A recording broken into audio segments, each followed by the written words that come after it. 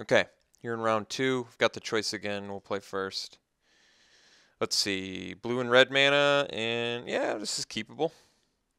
Got removal. We don't have our green mana yet to unmorph the Snowhorn Rider, but we still can play plenty of stuff. Crater's Claws, not too shabby either.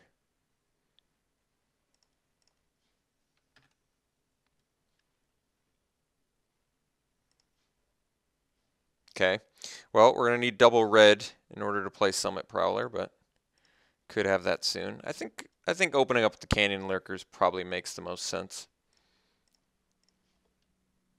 Jeskai Sage, not too bad either, but let's make best use of our mana here and get the Lurkers out there.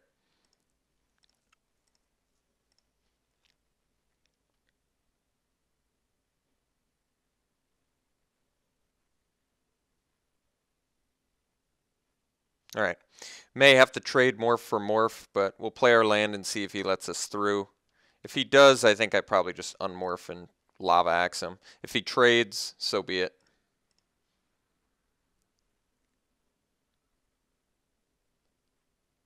All right, he's trading.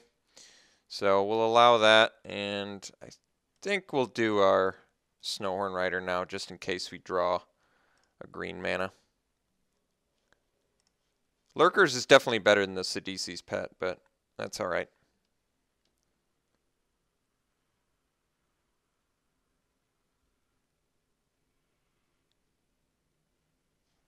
All right, morph number 2. I think we're just going to offer the trade again. Hopefully we draw green mana. That'd be ideal. All right, well, we get to follow up with a Summit Prowler, which seems fine. So I don't think he blocks now that I played the 5th land, because that wouldn't make a whole lot of sense. But following up with Summit Prowler seems pretty good. So now we've got Crater's Claws Ferocious online, which means we can deal a lot of damage. Currently we can nuke something for 6, which is pretty good.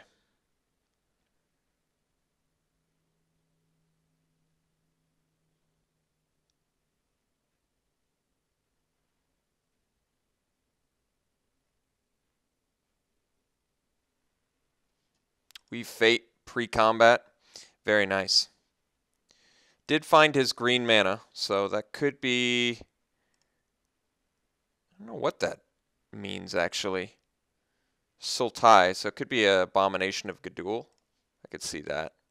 Heel Cutter seems pretty good here. Yeah, we get to go Heel Cutter Dash plus Jeskai Sage. That might be enough to just win the game right here. Which is why Heel Cutter is such a ridiculous card. Really is that good. Because we're going to get in for 9 here. Which brings our opponent down to 10. We're going to follow up with a Sage, and then we can just probably attack next turn with the dash for close to lethal and Crater's Claws to finish him off. So it's going to be tough, I think, for our opponent to get back into this. It's just such a tempo-driven card, Heel Cutter. Really is ridiculously good.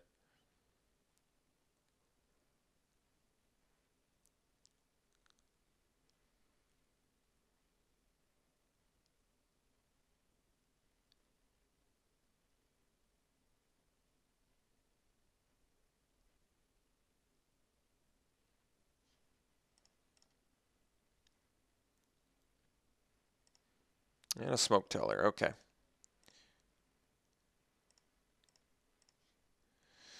Well, that's a good draw. Let's yeah.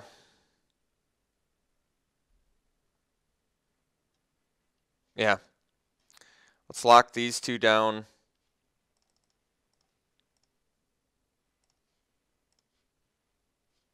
Prowess.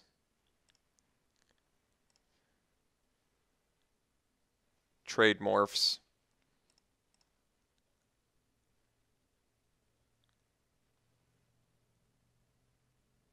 Couldn't undo my morph anyway, so it doesn't really matter. Let's see what his was.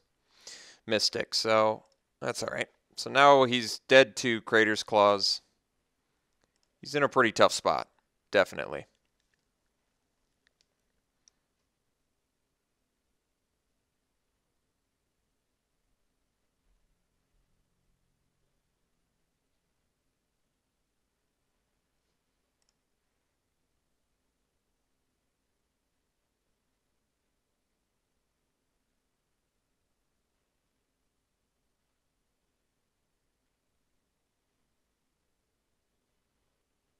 All right.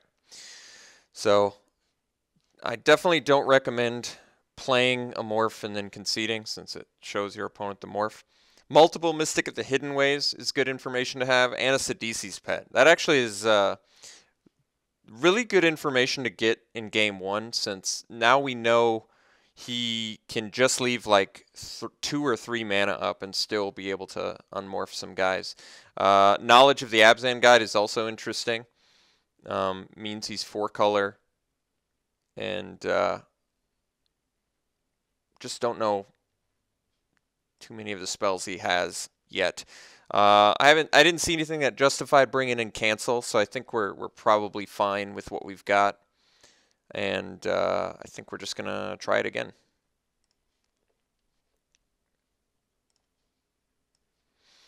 Okay, this definitely seems like a keep. At the very least, we have a turn 3 siege. I would prefer to have a turn 3 Knuckleblade, but we'll see if that happens. I guess turn 4 Knuckleblade is really the best, because turn 4 gives you the haste option if you have the double red. So maybe siege into Knuckleblade if I draw a red source might be more justifiable. Well, I did draw a red source. Let's go Bivouac into Highlands, into Siege, into Knuckleblade haste. I could see that being pretty good turn progression. No 2-drop. We did get a 2-drop, so now I could just, yeah, probably play the Sage here. I think that's fine. I could just stay on point with the Savage Knuckleblade plan on turn 4 with the Rugged Highlands, but I think this works fine. We'll just play a Siege next turn, attack into this morph that he's likely playing.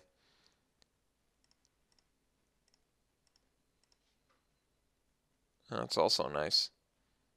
It's interesting. I'm still gonna do Siege. Like I kind of like the post-combat. I do like the post-combat Warname Aspirant, but this just seems like a good opportunity to play Siege. And the earlier you play Siege is really the better.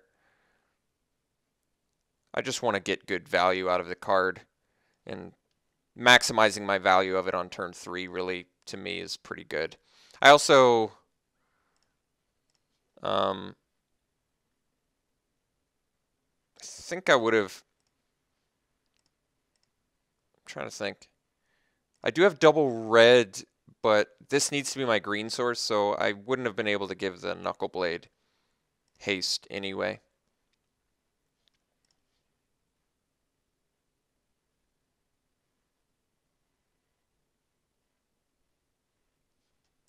Okay.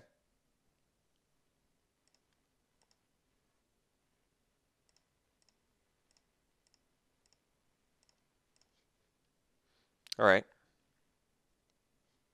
Let's draw an extra card here.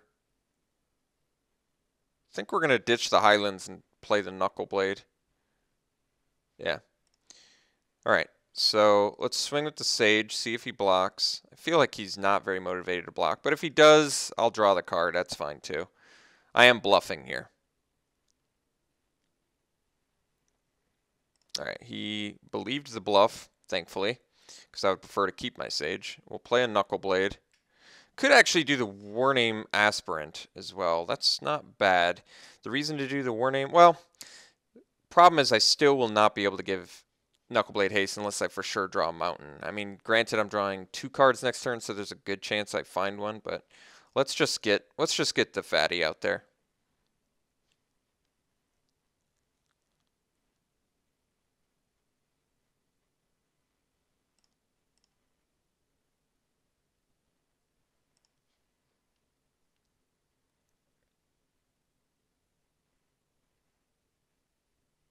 Okay.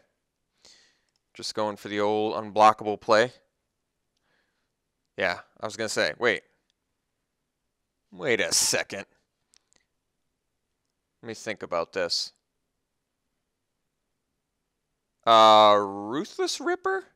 He is playing black, correct?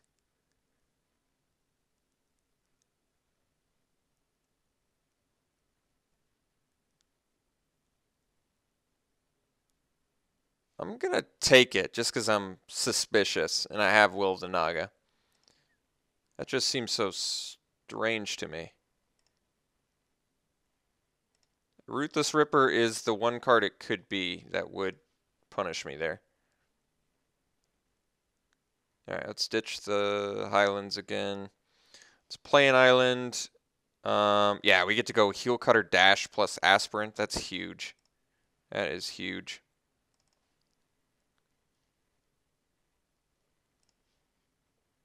God, Heel Cutter is such a busted card. I know it's not broken, but God, just seems like such a ridiculously good card.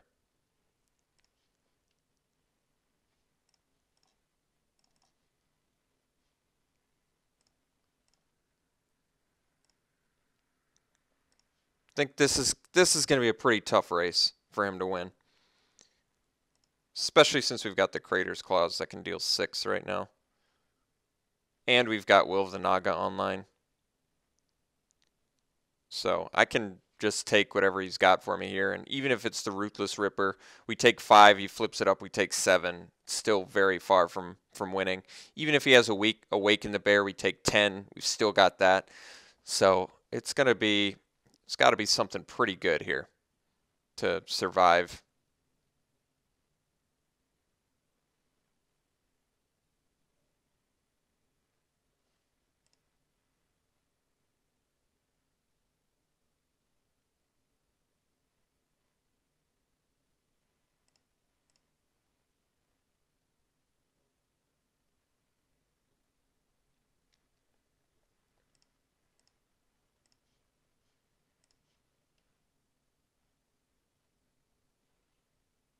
All right, so we'll ditch the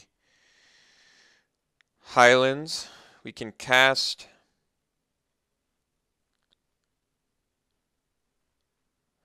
I can't do Ambusher. If that was an untapped land, it would have been better to like discard, I don't know, something else. Because then I could have been able to, I could have been, well, yeah, it's interesting. I guess we just Will of the Naga here and lock down the Mystic and a Morph to force him to block with a Morph and deal a bunch of damage to him. Yeah, it just makes sense. Let's make him block with the new Morph, just in case that is in fact a Ruthless Ripper. And I can follow up with an Ambusher too. Let's see, actually. He blocks my biggest guy, he takes 5, so I can't kill him with Crater's Claws.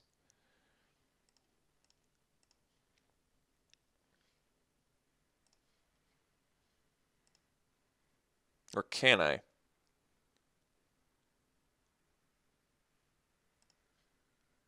I can Crater's Claws for 3 pre-combat, prowess that, and then I can only deal 9 to him this turn. So we'll just bash in.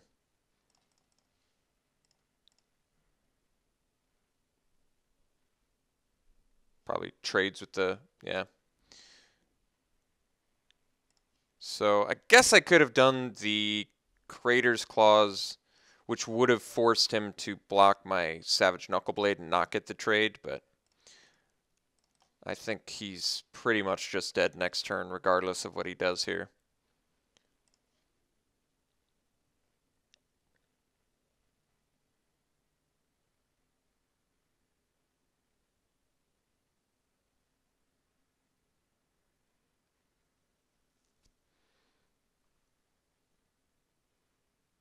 It was a Ruthless Ripper. Well, I'm glad that I correctly predicted Ruthless Ripper. That makes me feel good. Okay, so very good. Our opponent actually had a really interesting deck. It was like all the morphs that don't require 5 mana, which is actually probably the first time I've ever seen that deck, where it's like all of the 2 and 3 or free morphs. It's pretty unusual, but we got the victory. Very nice. Deck is playing wonderfully for us, so very pleased with its performance currently. We'll see you in the finals.